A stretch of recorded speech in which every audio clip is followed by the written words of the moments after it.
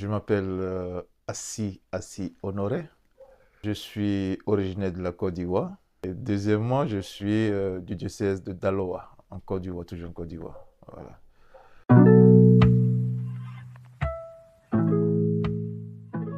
Au début, j'avais voulu commencer à faire des recherches plus approfondies par rapport aux deux courants de l'islam, qui étaient les sunnites et les chiites.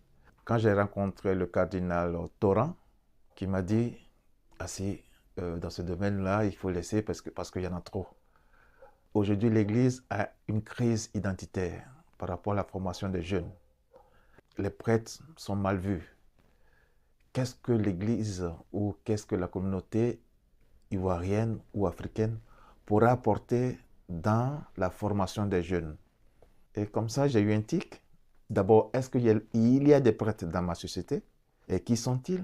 Et comment on peut utiliser la formation de ces prêtres-là pour pouvoir l'adapter à la formation des jeunes, vu que nous sommes prêtres catholiques, c'est vrai, mais nous sortons d'un milieu sociologique et anthropologique différent de ceux qui sont ici en Europe.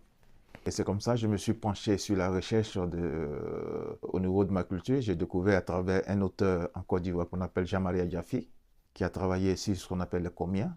Et c'est ce qui m'a permis de pouvoir réaliser cette recherche en pouvant apporter cette possibilité de pouvoir trouver, comme le dit le livre, le titre du livre, les prêtres dans la société traditionnelle Akan, Aké Akan, face à l'inculturation, le cas de la Côte d'Ivoire.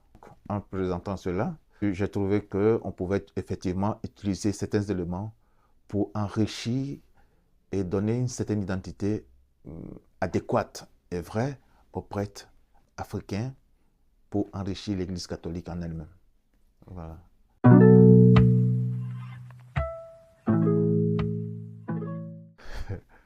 La réalisation était assez difficile parce que le matériel au niveau anthropologique était un peu difficile à trouver, surtout dans le domaine culturel, mais des auteurs africains même, c'était un peu difficile. Donc il fallait patauger entre l'Afrique en général, trouver des points de ressemblance. Et puis après ça, quand on lit le livre, on se rend compte qu'arrivé une partie du livre, dans certaines analogies, je fais un rapprochement aussi de différentes religions. Parce que dans le livre, on trouvera une partie qui parlera des religions traditionnelles africaines. Et on parlera aussi de l'islam.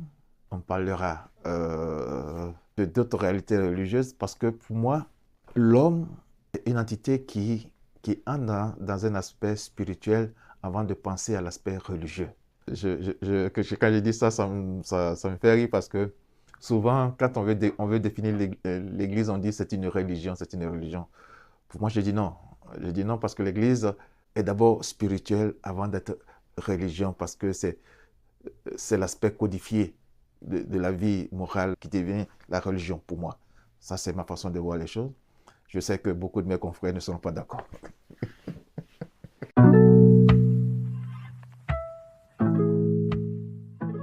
C'est une recherche, pas une recherche, une rencontre à travers le hasard qui nous a mis ensemble avec les Géjanques. Et quand j'ai découvert les Géjanques, pour moi, ça a été vraiment extraordinaire, surtout dans le processus de rédaction du livre, etc. Et puis le rapport était vraiment formidable parce que on a eu une bonne collaboration et je dirais plutôt un bon suivi de la part de l'édition Gédank qui m'a accompagné vraiment dans l'élaboration de mon texte.